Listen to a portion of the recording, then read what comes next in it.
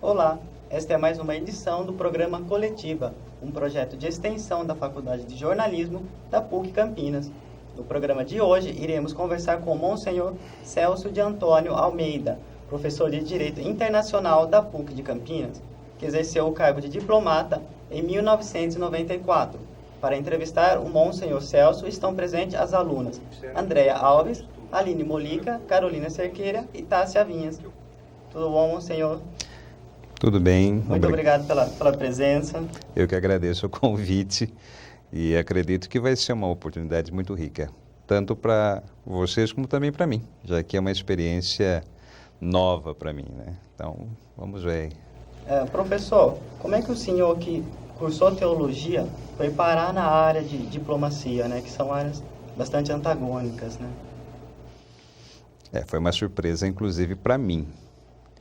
Eu fiz filosofia, depois eu fiz teologia e eu estava fazendo psicologia após a teologia. E eu recebi uma comunicação que eu deveria ir para a Itália e me disseram que eu ia fazer um estudo, ia fazer a pós-graduação lá na Itália. Eu imaginei que seria na área que eu estava estudando. E quando eu cheguei no aeroporto, exatamente no aeroporto, veio um diplomata e me disse assim: o senhor é fulano de tal? Falei, sim. Então o senhor queira me acompanhar, que o senhor vai indo para a escola preparatória para diplomatas. Eu falei, olha, tem certeza que vocês não estão confundindo a pessoa? Falei, não, o senhor é fulano de tal, nós estamos esperando. Daí eu fui, entrei na escola, fui informado que deveria fazer a faculdade de Direito. Eu nunca na minha vida havia pensado que eu ia estudar Direito. Por sinal, na minha graduação, as piores notas eram justamente no Direito. E quando eu cheguei lá, falou, olha, você vai ter que estudar Direito. Eu fiz a faculdade de Direito, eles exigiam o mestrado e exigiam o doutorado. E eu fazia também diplomacia.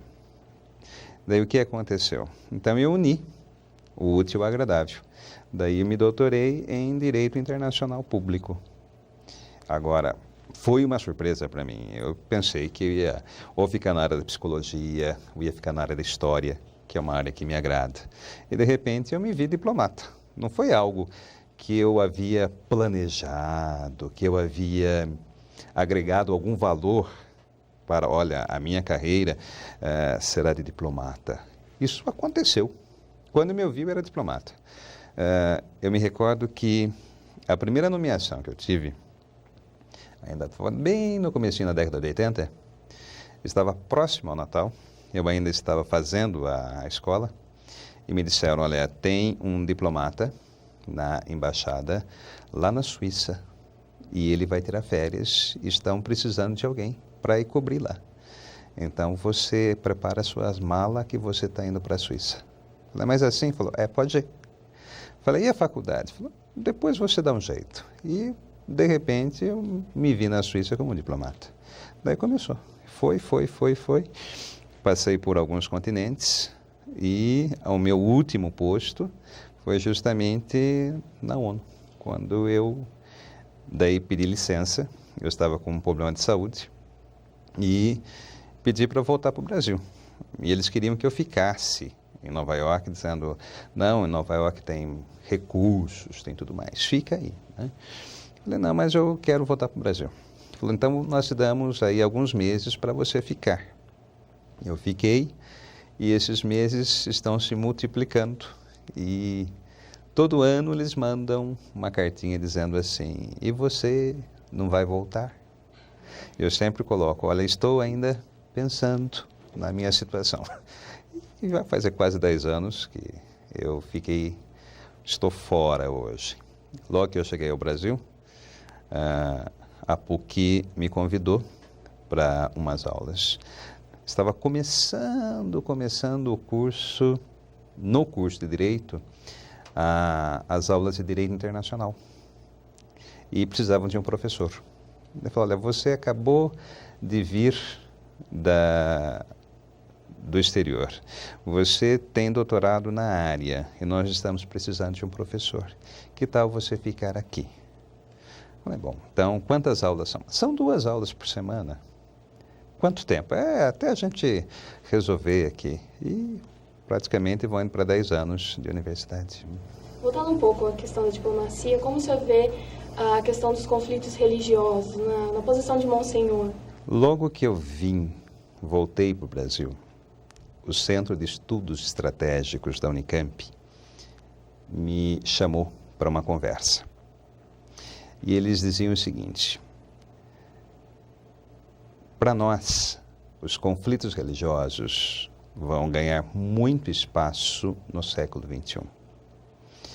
Na diplomacia, mesmo dentro das Nações Unidas, esse era um assunto que a gente vinha conversando aproximadamente aí uns 10 anos. Havia sim, nós já sabíamos que haveriam esses conflitos, né? Agora eles estão se acirrando cada vez mais. Se você se lembrar do 11 de setembro, era uma motivação religiosa. Então, esses conflitos existem, né? Embora existem outros conflitos que, embora sejam rotulados como religiosos, na realidade não são religiosos. São conflitos de ordem política. Um exemplo, a questão palestina. Ali, você ouve o discurso ele é religioso, só que de fundo é uma questão política. Israel teve um momento que avançou muito na discussão, que era justamente ir um pouco além do conceito de Estado como nós temos hoje, né? Um Estado, para nós, é território, população e governo. Então, Israel chegou a conversar com a autoridade palestina no mesmo espaço territorial haveriam 2 estados, o Estado palestino e o Estado de Israel. Acontece que assassinaram o primeiro-ministro e as conversas voltaram lá atrás. E nós estamos vendo o que nós assistimos hoje pela televisão. Agora, motiva-se, sim, ou rotula-se, melhor dizendo, é religioso, mas no fundo é uma questão política, né? E vem lá atrás, porque Israel foi o estado que mais recebeu censuras das Nações Unidas. Tem mais, vamos dizer assim, entre aspas, puxões de orelha das Nações Unidas, o Estado de Israel. Só que Israel ocupa um espaço, né? E ele é um território ocupado e ele não quer negociar abrindo mão desses territórios, né? Porque dizem, nós estamos aqui, é um direito nosso. Agora, Estado de Israel foi criado artificialmente, os árabes já estavam lá. Então, qual a motivação? Olha, é religiosa? Não, a motivação é política, é falta de entendimento.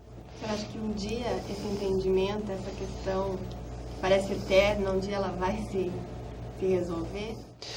Sim, é uma necessidade. Você vai ter que realmente resolver esses conflitos. Até pela dinâmica da própria globalização, você vai ter que resolver isso. Agora, é preocupante quando você vê crianças pequenas que são educadas a uma cultura de ódio. Eu fui diplomata em Israel, justamente no período da Guerra do Golfo. E me recordo que nós víamos as crianças que eram educadas dos 2 lados, né, a ter ódio um do outro. Porém, e era até cômico, porque em Israel, às sextas-feiras começa o sábado, né? Então fecha-se tudo, para-se tudo. E as discotecas que estavam no lado, vamos dizer assim, judaico, elas se fechavam, mas as discotecas do lado árabe abriam. Então muitos jovens judeus eles iam para discotecas do lado árabe. E o contrário também acontecia. Então, existem grupos que é mais fácil, né, eles se entenderem, enquanto que existem essas facções que são mais radicais, eles não abrem. Agora, você percebia a educação das crianças. Olha, você tem que realmente ser contra o judeu, você tem que ser contra o árabe. Não quero dizer que Israel só tem atitudes condenáveis. Não, do outro lado também existe isso. A gente tem que ser prudente para entender. Agora, acredito que a própria dinâmica da globalização vai exigir que eles se entendam. Não tem como. Inclusive, já existia uma proposta. Em vez de nós ficarmos brigando entre nós deveríamos somar forças e juntos nós conseguimos alguma coisa. Tanto do mundo árabe como do mundo, vamos dizer assim, do lado de Israel, nós temos muita coisa a aprender. A cultura é muito rica. Então, nós teríamos muito a aprender. Eu vejo que vai por aí. Então, nesse mundo globalizado, nesse mercado global e automaticamente com uma cultura mundializada, a tendência seria, assim, diminuir as diferenças, eu acredito, mas elas existem ainda, como a gente está vendo, na questão política, na questão religiosa. Qual seria, no caso, o papel do João Paulo II, diante dessa realidade, desse mundo global de hoje? Olha, o papel, não vou limitar apenas ao Papa João Paulo. Eu acho que é uma questão aberta a todas as pessoas de bom senso, né? Hoje nós temos que redescobrir a ética, nós temos que redescobrir alguns valores, né? E falarmos enquanto pessoas que habitam um determinado planeta, né? O mundo hoje ele é pequeno.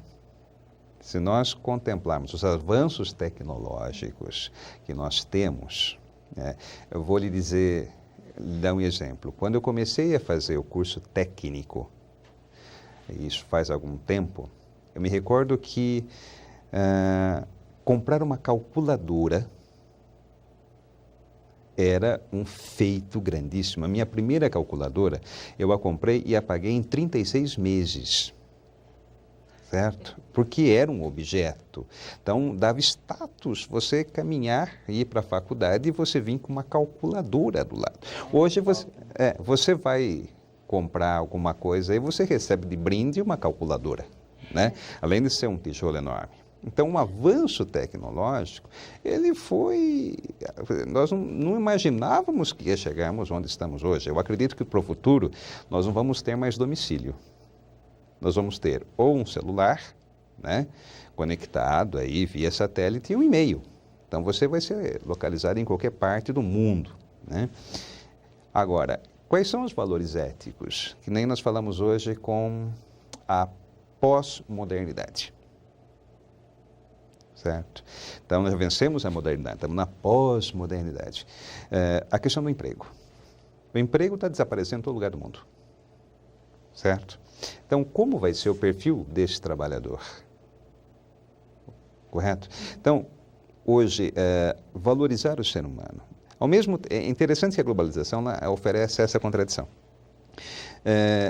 Hoje se fala muito em capital intelectual, né? Capital humano. Então, essa preocupação muito grande com formação, estudo, cultura, falar línguas, enfim, tudo isso, né? Ótimo. E trabalho em equipe. Socializar conhecimento, estarmos juntos e a partir disso a gente começar a produzir alguma coisa. Agora, e nós colocaríamos assim, e o ser humano? O valor desse ser humano, quer dizer, e quem não produzir nada, e como é que ficaria a questão da biotecnologia? A Holanda recentemente estava aí a discussão da eutanásia, então eu posso acabar com a minha vida. A questão da genética hoje. Então, são algumas coisas que a gente tem que discutir. Por um outro lado, a Revolução Francesa tirava, né, os direitos humanos, agora também aprendemos que o planeta tem direitos. Então, a gente hoje fala muito em ecologia, né? Então, como refazer tudo isso? né, e como resgatar valores, que são valores nossos, né, como ser penso, a questão de bom senso, por exemplo, você me perguntava do Papa. O que me chama a atenção, todas as vezes que eu entro num lugar e está escrito assim, sorria, você está sendo filmado. Vocês lembram daquele livro de 1984, George Orwell, né? Então, nós temos o grande irmão que está fiscalizando a gente. Quer dizer, então, o meu direito à privacidade é realmente alguma coisa, né? E também a discussão, vamos dizer assim, do espírito do ser humano. Porque hoje nós podemos fazer muitas coisas.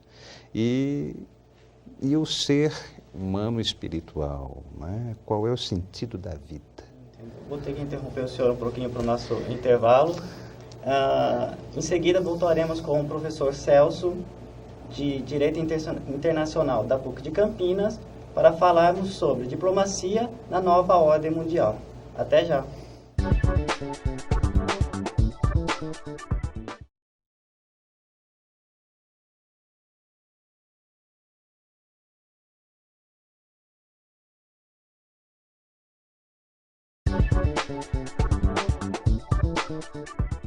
Estamos de volta com o programa Coletiva, que hoje recebe o professor Celso Antônio de Almeida.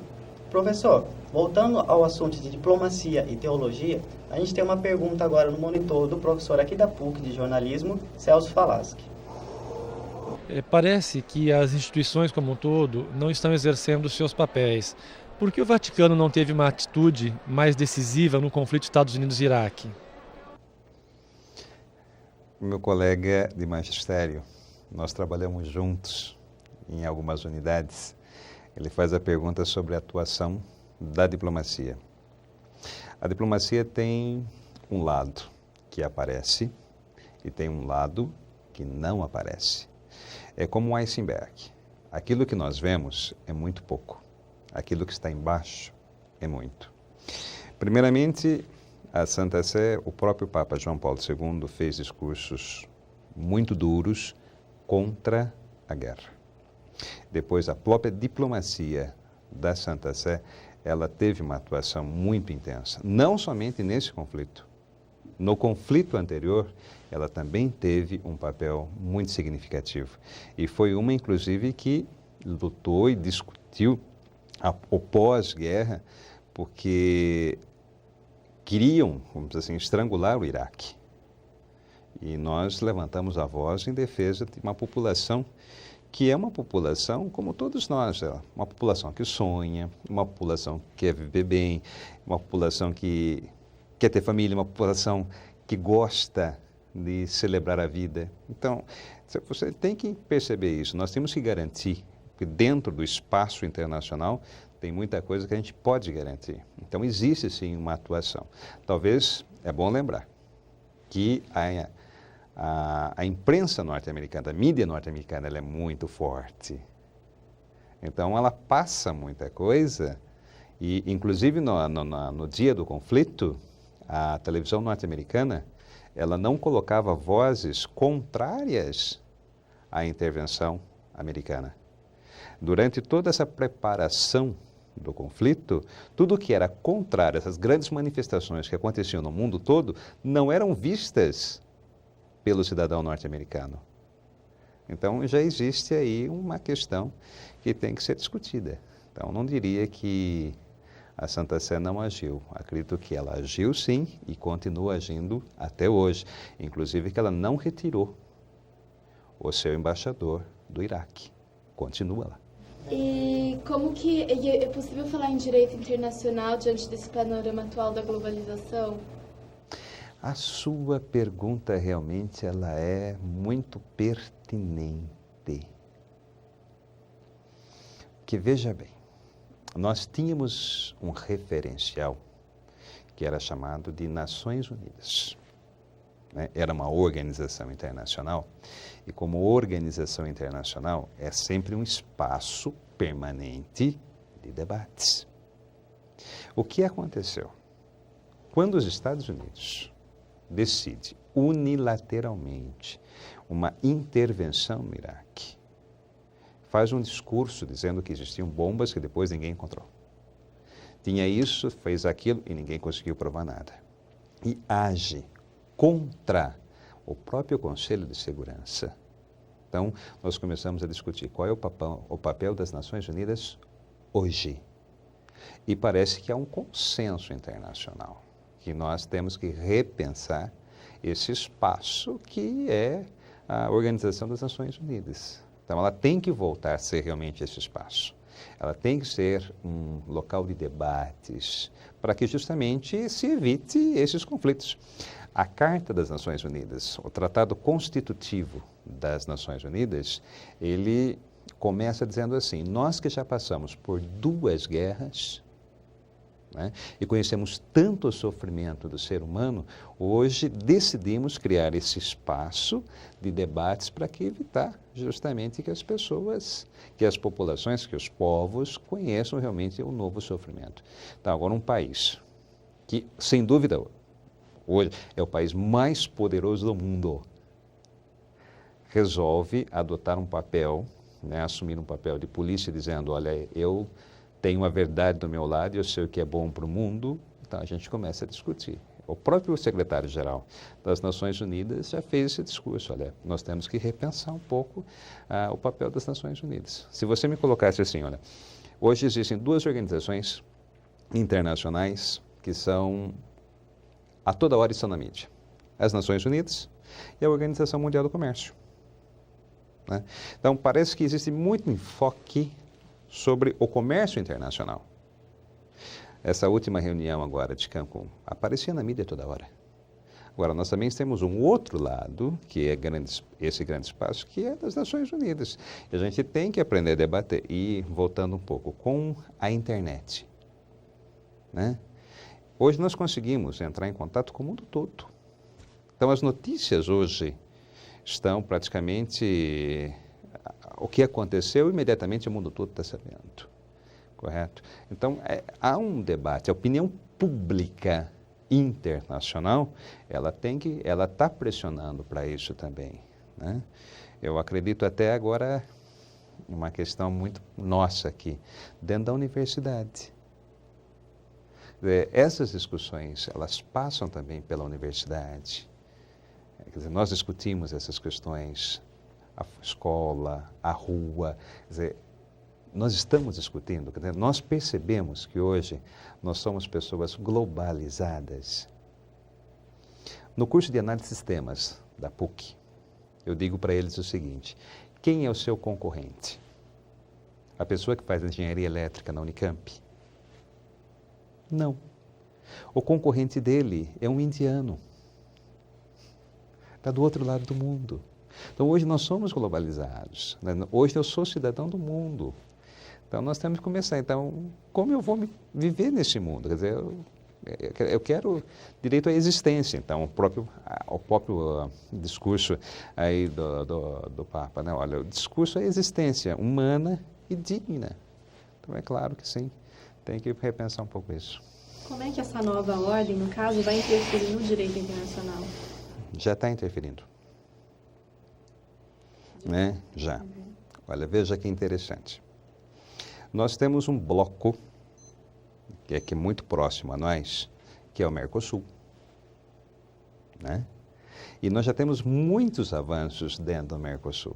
Um exemplo disso, você chega num dos países, né, do Mercosul, você não precisa mais do passaporte, você entra com a carteira de identidade. Então, já existe um avanço muito grande. Então, ao mesmo tempo que nós falamos de uma expansão global, nós também agora estamos se voltando para o regional, né? É um efeito sanfona que nós falamos, né? Então, já está influindo. Então, com a queda do Muro de Berlim, o que aconteceu? A gente ia ao cinema antes da queda do muro, então nós sabíamos quem era o mocinho e quem era o bandido. Né? Então, o mocinho, ele era sempre ocidental, ele era sempre norte-americano, né? Enquanto que o bandido era sempre da cortina de ferro. Guerra Fria também. A Guerra Fria, exato. Então, de repente, desaparece agora o bandido. Não existe mais o bandido. Então, quem que é o mocinho? Então, nós temos, sabe, né, no sistema internacional, né? Qual é o projeto que... E aqui vem um avanço muito significativo. O próprio Estado, né, o Estado-nação, como nós chamamos, ele está desaparecendo. Hoje nós estamos... A União Europeia. Hoje nós falamos de um grande bloco, vamos chamar, entre aspas, um grande Estado. Nós aqui na América Latina também temos a possibilidade aí do Mercosul, estamos discutindo a ALCA, né? A própria Constituição brasileira, ela fala de uma integração, né, econômica, social, cultural e política. Então, o que seria essa integração política? Nós estaríamos dispostos a abrir mão das nossas fronteiras, de pensar num novo tipo de organização política? Como vai ser isso? Então, me parece que nós estamos discutindo assim, esse momento, né, de qual é o projeto que nós temos para a humanidade. Hoje, com tanta tecnologia que nós temos, então, qual é o papel que nós temos para a humanidade?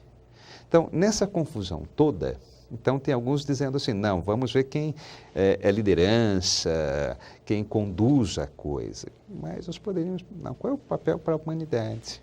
Né? Nós vamos ter que pensar nisso, porque o próprio planeta, e aí vocês poderiam até conversar com alguém que é especialista no assunto, um físico, ele vai dizer, olha, esse planeta um dia vai desaparecer. E se a humanidade estiver aqui, o que vai acontecer conosco? Para onde nós vamos? Hoje se diz o espaço é a nova fronteira. A China acabou de mandar um astronauta agora, que fez uma voltinha em torno da Terra. São coisas novas. É esse momento de passagem, acredito eu, né, que está acontecendo no mundo todo. A gente está revendo muita coisa. Eu gosto de enfatizar a ideia de Estado que nós temos, vem de 1648, com o Tratado de Westfália. Agora, isso está sendo transformado. Teve o seu momento, teve o seu apogeu, agora está sendo revisto. Então, o que vai acontecer? Bom, professor, a gente tem um intervalo agora. Voltamos em seguida com o professor Celso Antônio de Almeida para falar sobre a ONU e os Estados Unidos. Voltamos em instantes.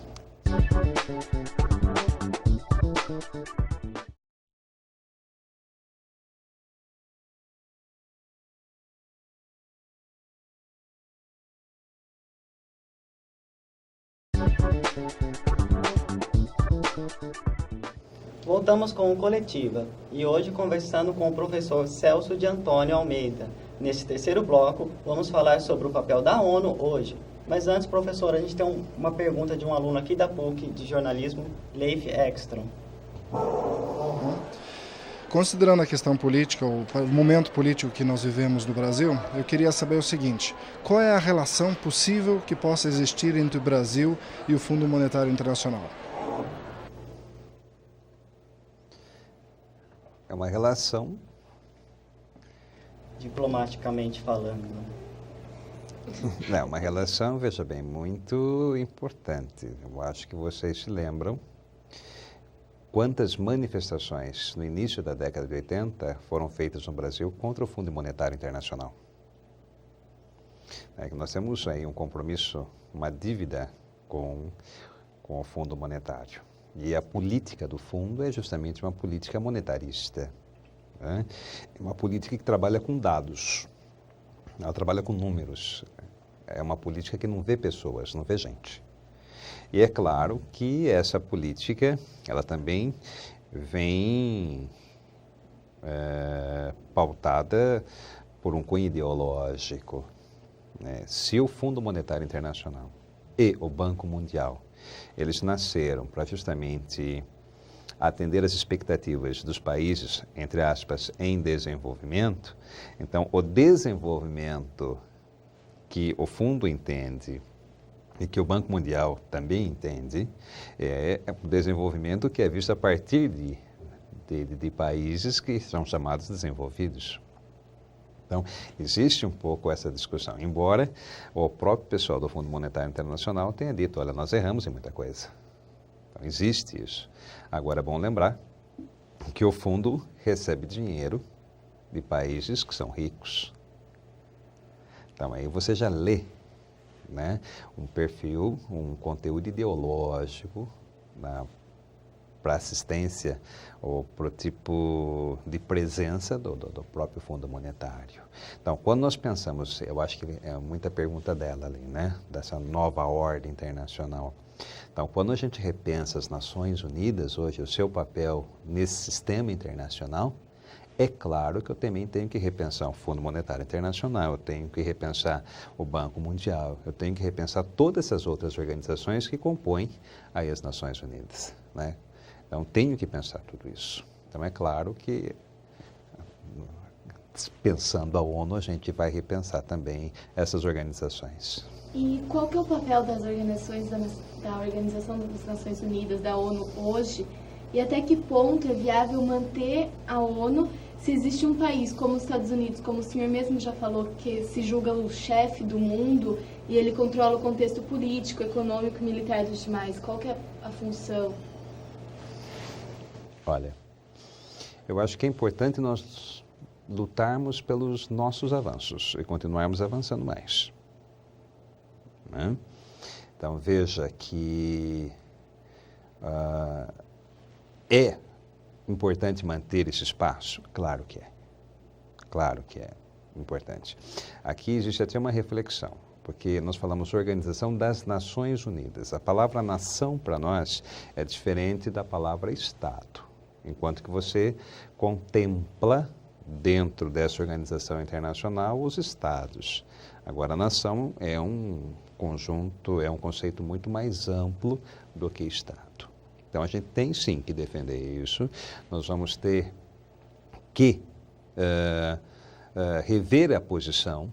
E uma coisa muito séria aqui agora, nós temos que pensar no Conselho de Segurança, que o Conselho de Segurança ele tem direito a veto, os países permanentes têm direito a veto. Então, mesmo que o mundo todo diga uma coisa, um dos países lá que tem direito a veto, veta, a discussão para por aí, né? Agora, duas informações que são interessantes, só terminar, desculpe. Duas informações interessantes. Por exemplo, você sabia que, sendo brasileira, você pode participar de um concurso e ser funcionária das Nações Unidas? Não. Então, toda organização internacional, da qual o Brasil faz parte, nós podemos participar do corpo de funcionários dessa organização. Inclusive, nós temos, dentro das Nações Unidas, um número muito grande de brasileiros que estão trabalhando. Nós vimos o Sérgio agora, que morreu tragicamente. Ele era funcionário das Nações Unidas. Então, nós temos muita gente que faz o concurso e vai trabalhar. Recentemente, a Corte Internacional de Haia tinha um concurso aberto para quem quisesse. Nós podemos candidatar. Qualquer pessoa tem lá os requisitos, porque nós fazemos parte. Então, é um dado que ajuda a entender que é uma possibilidade. Nós temos que discutir isso também, né? Então, veja, ela está muito mais próxima a nós do que nós imaginamos. Segundo, por duas vezes, nas Nações Unidas, já houve uma discussão sobre adotar o Esperanto como língua auxiliar universal, inclusive a proposta da língua. Por duas vezes, os Estados Unidos vetaram.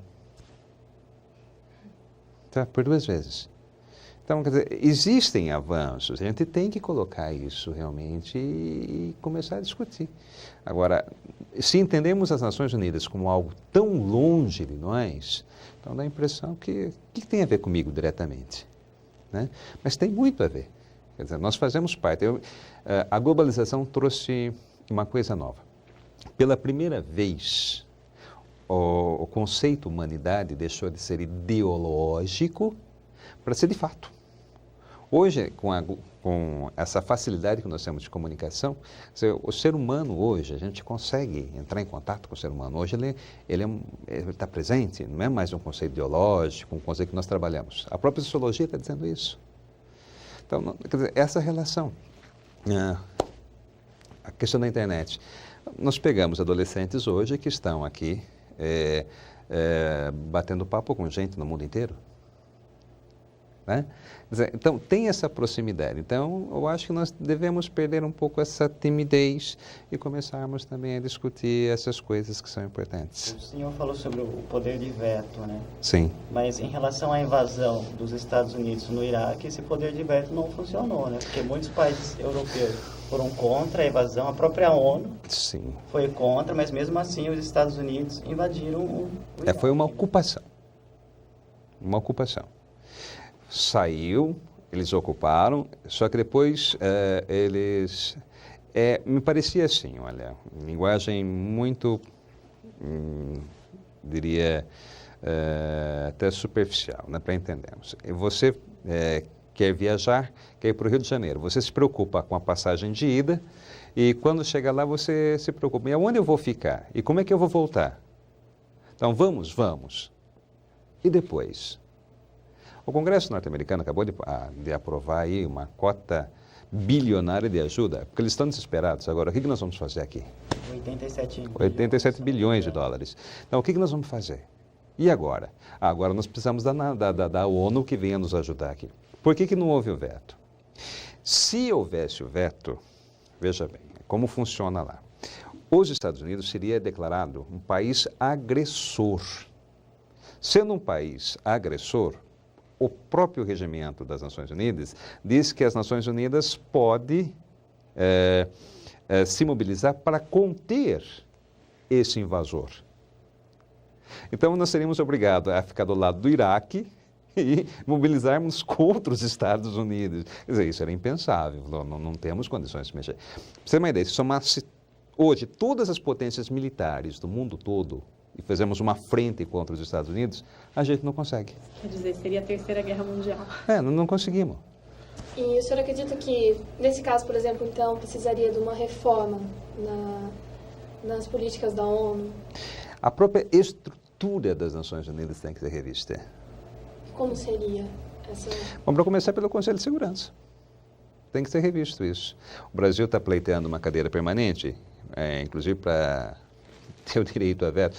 Nós temos que rever um pouco isso. Será que o Conselho de Segurança tem que ter o papel que ele tem hoje? A Assembleia Geral, ela tem esse papel? Como deve ser esse papel dela? Uma questão. Os estados que compõem as Nações Unidas, quando eles assumem, eles aceitam fazer parte dessa organização, eles aceitam a Carta de Princípios.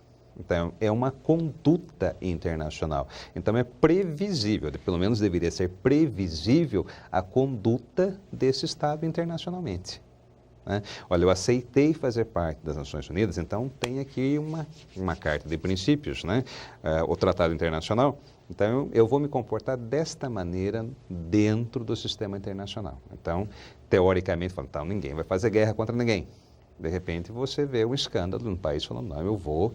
E me parece que agora a reação interna nos Estados Unidos é muito significativa. Então, essa discussão toda da popularidade do presidente Bush, quem está se despontando, quem pode ser candidato, quem não é. Quer dizer, a própria eleição do presidente Bush já foi tumultuada, não sei se vocês lembram. Ganhou, não ganhou, faz recontagem, não faz recontagem. Então, a gente também precisa tomar um pouquinho de cuidado. Não identificar os Estados Unidos com o presidente dos Estados Unidos. São duas coisas bem diferentes. Então, vamos ver o que vai acontecer aí, né? Tá certo, professor. O programa chega ao fim. Gostaria de agradecer a presença do senhor aqui. Nossa participação no programa hoje, tivemos a presença do professor de Direito Internacional da PUC de Campinas, Celso Antônio de Almeida.